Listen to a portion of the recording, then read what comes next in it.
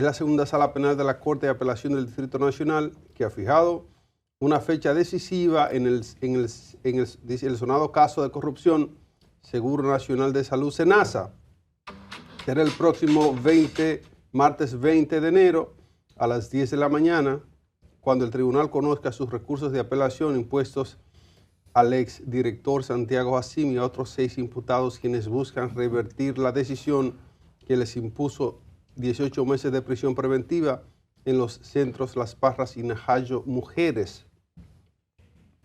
En esta misma audiencia, señores, se librará una doble batalla legal, mientras la defensa de Hasim y su equipo, que incluye a figuras como el exgerente financiero Gustavo Mesina y el ex consultor jurídico Germán Robles, intenta conseguir su libertad. El abogado Miguel Surún Hernández ha presentado un recurso de sentido contrario. Según Surún, busca que se revoque el arresto domiciliario que beneficia a los imputados Cintia Costa, Heidi Pineda, Eduardo Reed, para que se les impongan medidas más severas.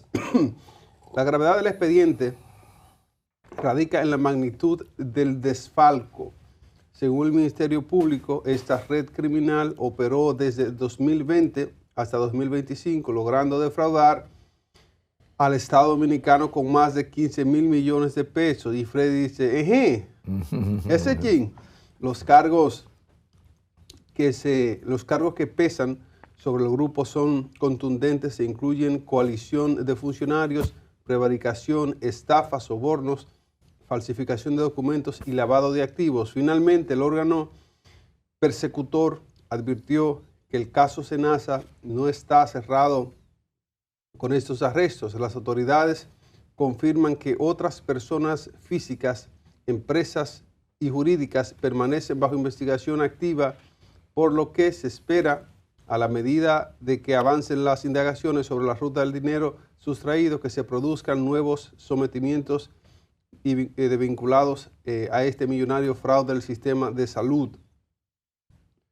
Nosotros leemos esta noticia y uno dirá, ¿será cierto que es cierto que hay más gente por investigar?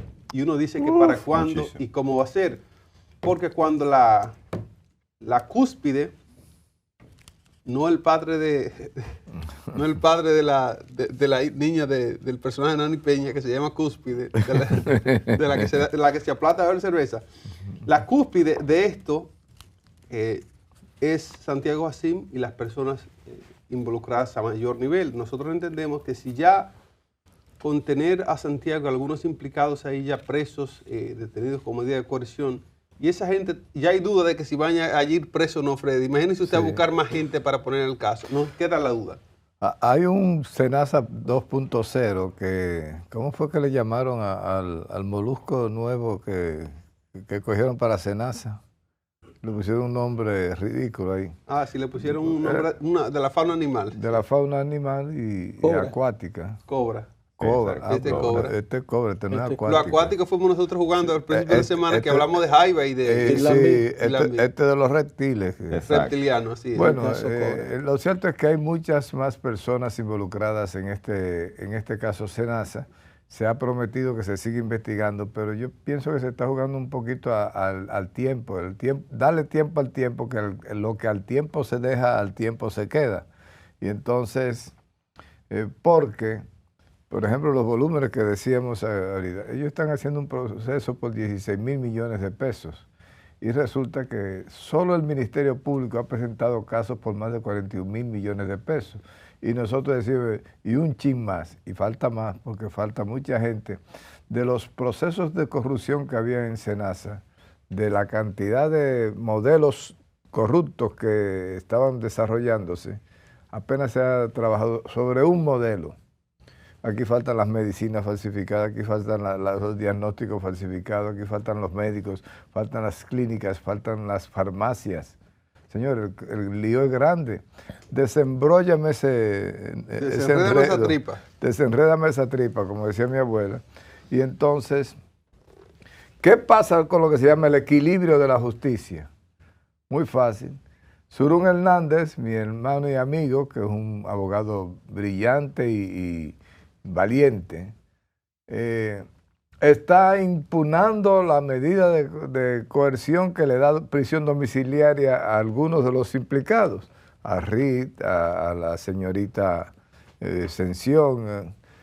Él dice, es injusto que esa gente esté en su casa, que vayan para Najayo hombre y para Najayo mujer. Entonces, está haciendo un proceso de intervención como tercer interviniente, que lo convierte ya en protagonista de que hay que responderle a Surún por todos los procedimientos que se establezcan en el juicio, porque él ya es parte del juicio. Entonces, pero hay otros abogados que lo que están es luchando por quitarle, que es el caso de Valerio, luchando por quitarle el caso de prisión que tienen Santiago Jacín y compartes. Entonces, no, eso es injusto que dicen los abogados de ellos, que esta gente esté en la cárcel porque no se van a sustraer del proceso, no tienen peligro de fuga, no van a ocultar pruebas. Entonces, ahí te va equilibrando la justicia. Una parte que dice que deben estar todos presos en Najayo en vez de su casa disfrutando de una Navidad placentera como la disfrutaron, ¿verdad? Y un año nuevo chulísimo. Y entonces ahora el proceso se basa en que hay problemas médicos serios. Y entonces los médicos han dicho, pero eso se lleva un tratamiento y eso no es un tratamiento que lo controle. Si se le aplica su tratamiento, sus medicamentos, la persona no tiene grandes riesgos, porque hay miles y miles de ciudadanos que tienen el mismo problema y están conviviendo con ese problema. Entonces, pero yo no me explico. Usted hace una comparación, un símil, entre lo que son los procesos a los acusados PLDistas y usted hace lo mismo con lo que está pasando ahora y usted ve una diferencia del cielo a la tierra. A esos PLDistas lo llevaban como caña para leña, caña para el ingenio. Para el ingenio. Sí, y entonces, porque el palo que va para leña y la caña para el ingenio. Palo para leña y caña para el ingenio. Y entonces, era así los procesos, y ahora vemos que nosotros desde diciembre estamos bregando con el proceso de Senasa y usted no oye nada, no se menciona media palabra. Entonces yo decía ayer aquí en esta plataforma, tengo la sensación de que lo que se buscaba era meterlo preso por un par de semanas, calmar a las multitudes y dar un palo acechado ahora de cuando ya todo el mundo está más o menos tranquilo. Variar la medida. Tú ahora dices, bueno, sí, ahora sí amerita, el hombre está enfermo, está muy grave, vamos a llevarlo a su casa, que haga su prisión en su casa. Y entonces, y si ese hombre se ha regado y ha dicho, yo no me voy solo, si me meten preso se van todos conmigo. Porque si y me a topan, correr fanático, entonces... Porque si me topan. Porque si me topan, ¿tú te acuerdas Felo Flores? Claro. Tú no habías nacido, Iván. Pero Felo Flores era un caballo que no perdía. Cuando estaba en la curvita de la Paraguay, la curvita de la Paraguay, que en la calle Paraguay, ahí donde se hizo el centro de salud. Claro que sí. Entonces, de hecho, queda un dicho que viene de ahí. Cuando una gente está corriendo, que se arma un problema, mire, yo doblé la curvita de la Paraguay. La curvita de la Paraguay. Claro, sí, es famoso. Bueno, pues nosotros nos tienen amemados, nos están endulzando, edulcorando, se dice, ¿verdad? El pastel, para que Senasa. Y yo digo, señores, se atreven ahora a mandar a esa gente para su casa porque ya bajó la presión popular, ya si fueron 10,000 personas a la audiencia anterior, ahora van 1,318 y algo así. Claro. He dicho. Nelson Enrique Valdés Burgos. Muchas gracias, Iván. Piensa que el caso Senasa debe pasar a la historia, seguramente como el caso de corrupción de montos más altos en toda la historia de nuestro país.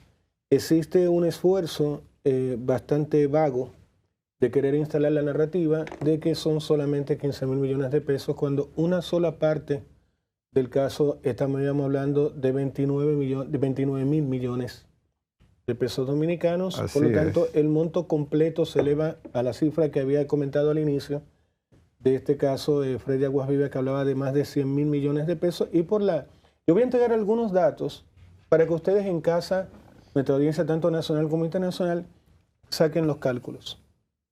¿Cuál es el impacto en millones de personas? Recordemos que SENASA administraba la seguridad de entre 7 y 8 millones de afiliados, incluyendo obviamente los más pobres. Por lo tanto, la corrupción significó menos recursos para medicinas, consultas y tratamientos esenciales. Recordemos la estructura criminal, algo completamente innovador, novedoso, cruel, corrupto, vago, vulgar y rastrero, que se instaló, según las investigaciones del Ministerio Público, escuchen bien, describen una red de corrupción organizada sofisticada, con funcionarios internos, consultores, proveedores y aliados externos actuando de manera coordinada para desfalcar al Estado dominicano. De eso estamos hablando cuando hablamos de SENASA, sobre el tema de los sobornos. Ya hay 3 personas que admitieron públicamente y además en el estrado haber pagado sobornos a altos funcionarios de SENASA, incluido el exdirector, para obtener pagos y beneficios indebidos. ¿Qué más tenemos en el caso de SENASA? Cuando se empezó a desglosar el caso, hay casos de desfalco y lavado de activos.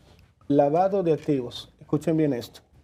Los acusados enfrentan cargos de asociación de malhechores, estafa contra el Estado, cobro de sobornos, falsificación completa de todos los documentos y por ende lavado de activos.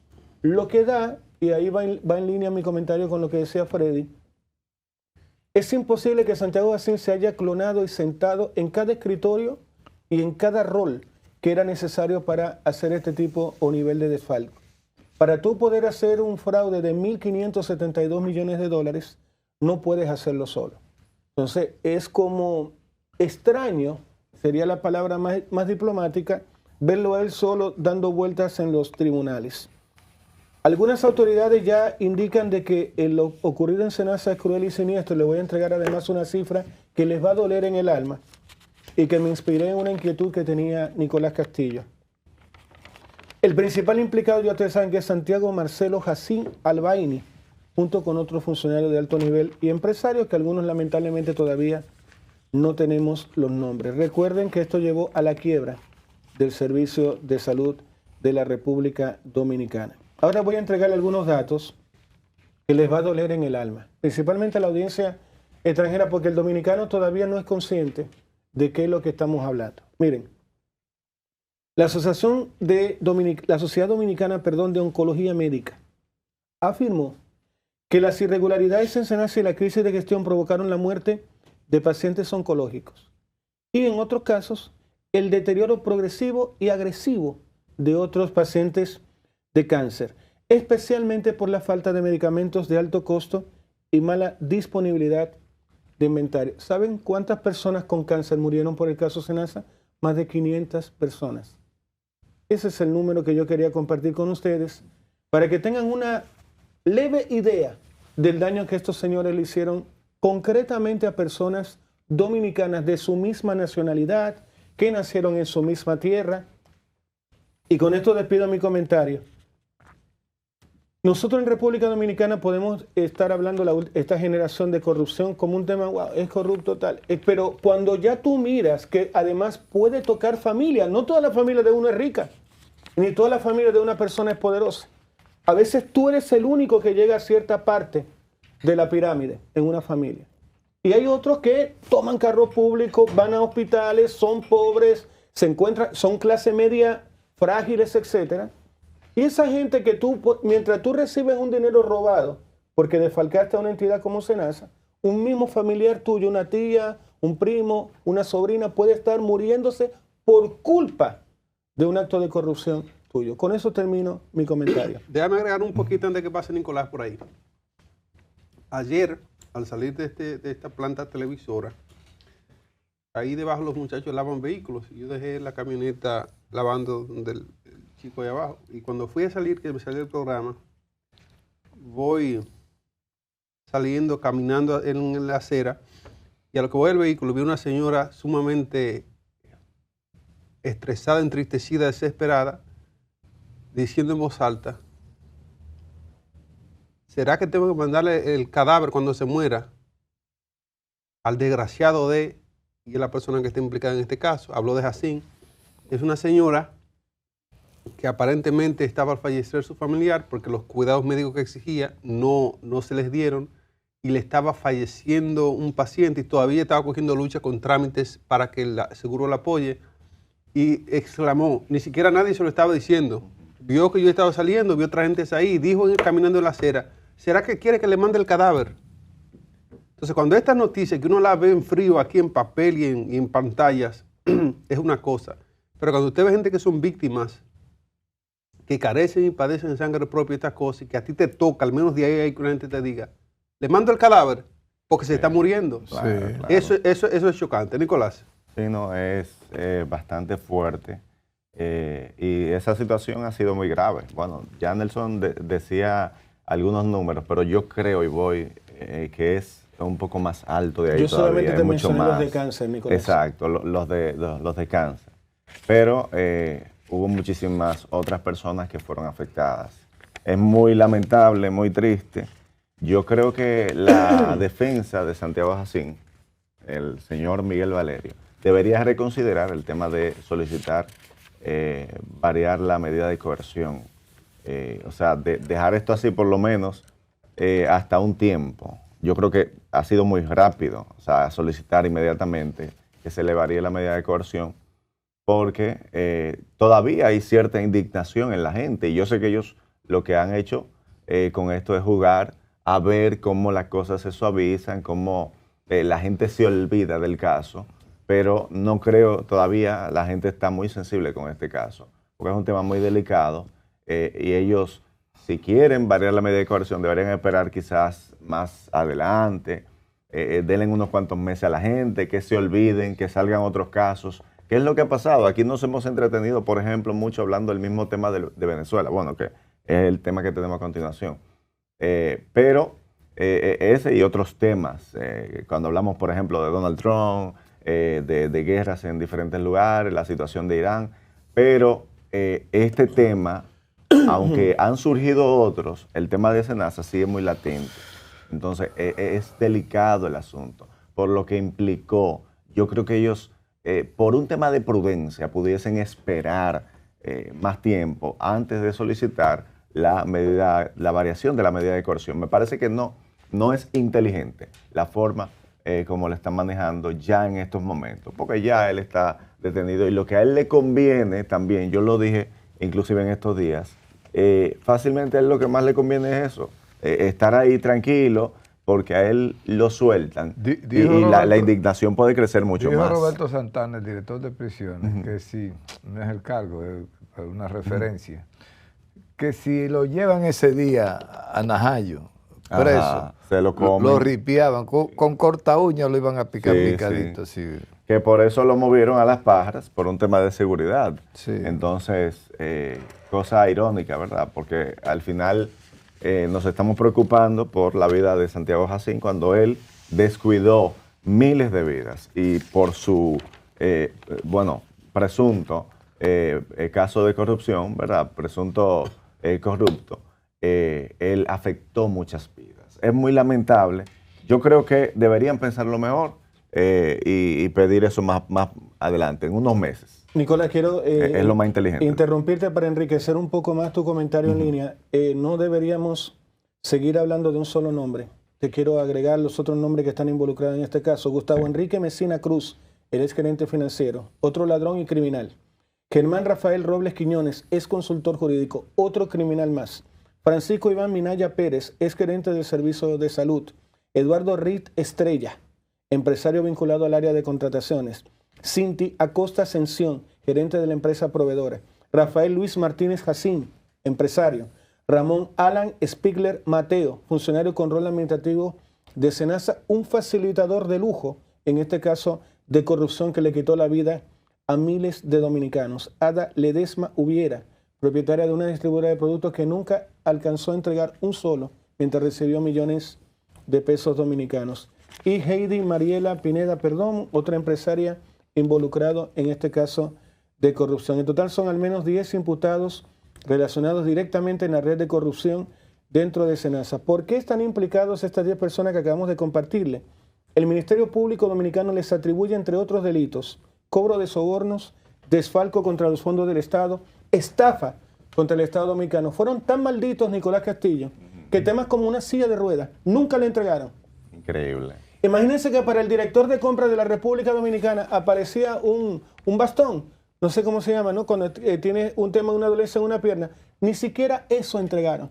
Fueron tan basura, tan malditos, y hay 1.000 millones de nombres para decirlo, que ni siquiera lo que ellos habían cobrado lo entregaron. Así de impresionante es el caso de SENASA: falsificación y uso de documentos falsos con sello, lavado de activos, prevaricación y coalición de funcionarios del Estado. Para que lo sepa mi gente linda, en audiencias preliminares, varios de estos acusados admitieron haber pagado millones en sobornos y señalaron que esto es lo más fuerte, a la mano derecha del presidente Luis Abinader Jacín como cabecilla de este esquema. Y ahora voy a dar un pasito para atrás de la pregunta de oro, que es la única que a mí me gustaría. Aparte, yo lamento dos cosas como Nelson Valdés y como dominicano.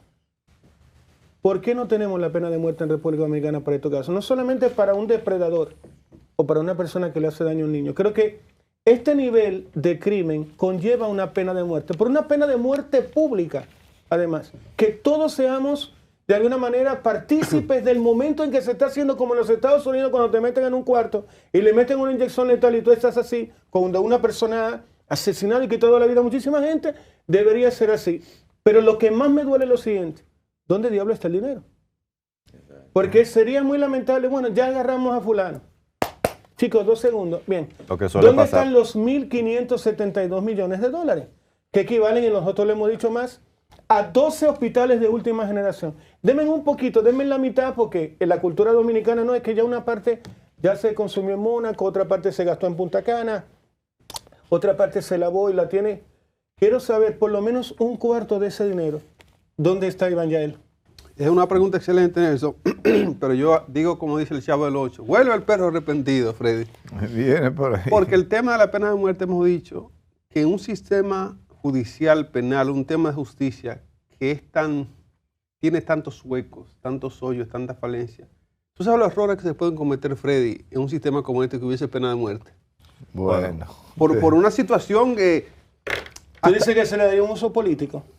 Político, iracundo, racial, clasista, muchas cosas pueden pasar en una nación como esta, Nelson, y es lo doloroso. Si nosotros estuviésemos en un sistema, y lo reitero que lo dije aquí hace unas semanas, un sistema como en China, por ejemplo, o Singapur, que es un sistema donde la gente hay un reconocimiento facial, todo el mundo tiene lo que dicen aquí de pasaporte biométrico.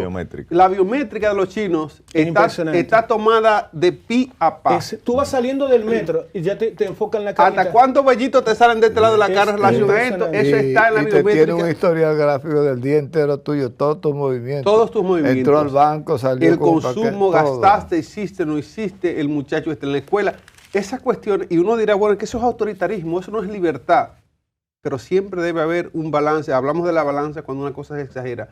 Cuando hay una palabra que le gusta a Nicolás, un libertinaje, una flexibilidad en las cosas, que no hay orden, o cuando hay un régimen que no te dan respirar, que es lo que pasa en naciones que le quitan el internet, como estaba pasando en Irán, como pasa en Venezuela y otros países, o Cuba. Entonces hay que balancear la cuestión. El tema de los salomónicos, de cómo dividir equitativamente las cosas y ver a quién realmente le importa la situación, es lo que debe pasar, pero no, estamos en el mundo del péndulo. Pero ciertamente, Nelson, una gente que es responsable, sea quien sea que haya sido responsable, porque vamos a decir, a presumir inocencia del señor Racine, pero sobre quien sea que caiga la responsabilidad, lo que sí es cierto, que mucha gente pereció por la falta de atención Iván, médica. ¿tú dormirías? Yo te hago una pregunta, y bueno, tú eres un sobreviviente de esa enfermedad. Es decir, ¿cómo a mí se me ocurre dormir tranquilo si yo soy responsable directo o indirecto de la muerte de otro dominicano? Porque yo hice una vaina mala y terminó esa persona muriendo. Frase del campo, vergüenza le da al que vergüenza tiene, ¿verdad, Freddy? Sí. Entonces, es así, Nelson. Hay un principio jurídico. Se hacen inmunes a ese tipo de reacciones. Tan maldito puede ser un ser humano. Y más de ahí. Hay un principio jurídico que se llama la ley del talión, que es por donde nosotros deberíamos apuntar, deberíamos establecer algún sistema. La ley del talión establecía en sus tiempos, en la antigüedad, que ojo por ojo. Ojo por ojo y diente por diente. Si tú me dañabas un ojo, te explotaba un ojo a ti. Así que el daño sea equivalente al que usted ha causado. Pero la Usted mató cantidad a de una miles gente, de entonces usted hay que personas, matarlo. ¿cuál sería el ojo por ojo de miles de personas que perdieron la vida? No, esa gente no merece la vida, tan simple y llanamente como eso. Igualarlo, mandarlo a reunirse allá en el más allá. Exacto. Ahora el Estado Dominicano... Y una sola vida tiene ese equitativo es paralelo a pagar miles de vidas que se perdieron. No compensa, pero todo el que participó en ese esquema y se benefició sabiendo de manera clara y precisa lo que estaba sucediendo, debería pagar con su vida. Iván, chicos, hay una cosa también que hay que decirla. El Estado Dominicano es una porquería. Hay una figura, y siempre lo hablo con Iván fuera de cámara. En Chile hay una figura que se llama la Contraloría General de la República.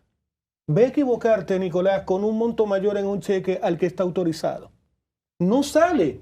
La funcionaria que es la responsable va a decir, aquí tengo un cheque para Nicolás Castillo por 1.001 pesos. Ella va a ir con el cheque a la persona que hizo el documento y va a decir, mira, tú sabes que ese cheque no puede salir por más de 1.000 pesos dominicanos. Sí. No, lo que pasa es que Nicolás Castillo, mire, esas son las normas.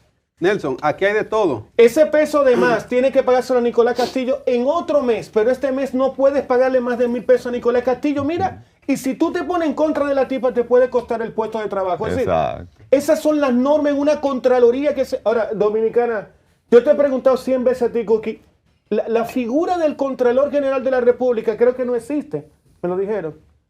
Entonces, aquí hay una Contraloría en el país, y de hecho hay una Cámara de Cuentas, y aquí hay una Policía Nacional, y aquí, pero la Cámara de Cuentas hay un Ministerio de Educación, y aquí tiene acusaciones de corrupción. O sea, la Cámara de Cuentas, los que tienen que supervisar que las cosas vayan por la ley, ellos no tienen sus asuntos por la ley. Dijiste, Nicolás, tú me dijiste a mí que la Cisaril tampoco, como que trató de presionar un poquito, auditando un poquitito lo que le pusieron la vida imposible, ¿no? Exacto. Hay que decir que la presidenta de la Cámara de Cuentas, la señora que fue rectora, Emma, resulta que ella no permitió ni una sola auditoría en 3 años de gestión. No hay un número auditado, no hay un día auditado. Entonces, y resulta que la nombra presidenta de la Cámara de Cuentas para auditar a todos los organismos, pero resulta que en la UA hay un maldito lío del gordo del sable, y resulta que no ha sido auditada. Despierten, mis hijos, despierten. No ha sido auditada. Entonces, dejen la juca un rato y las mujeres.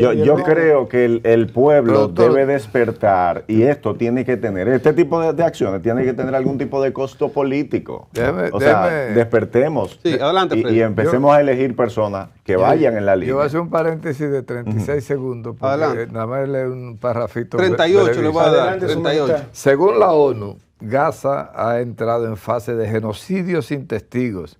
La entrada de ayuda en Gaza sigue bloqueada y la franja ha entrado en una nueva fase de genocidio sin testigos, advirtieron expertos en derechos humanos de las Naciones Unidas, quienes denunciaron la muerte de periodistas, la expulsión de observadores y la parálisis de las organizaciones humanitarias. Aquí se celebró con bombos y platillos y Nicolás aplaudió con los pies y con las manos el hecho del acuerdo de paz que había logrado Donald Trump en Gaza. Una cosa maravillosa. Y yo dije, señores, eso no dura 72 horas, y lo proclamé aquí. Y dije, no dura 72 horas ese acuerdo de paz. Hay que ver la calidad de esa información. Los muertos después de eso, la última que yo contabilicé iban por 700 y pico. Y entonces, pero era eso, solo recordar que yo había dicho que no había tal paz, que era una... Don Freddy, usted dice que los que no murieron por bomba están muriendo de hambre y de sed. De hambre, de miseria, un genocidio se está pasando. Pero siguen muriendo por balas y por bombas, no es que sean parados. Sí. Es menos, pero sigue. Así es.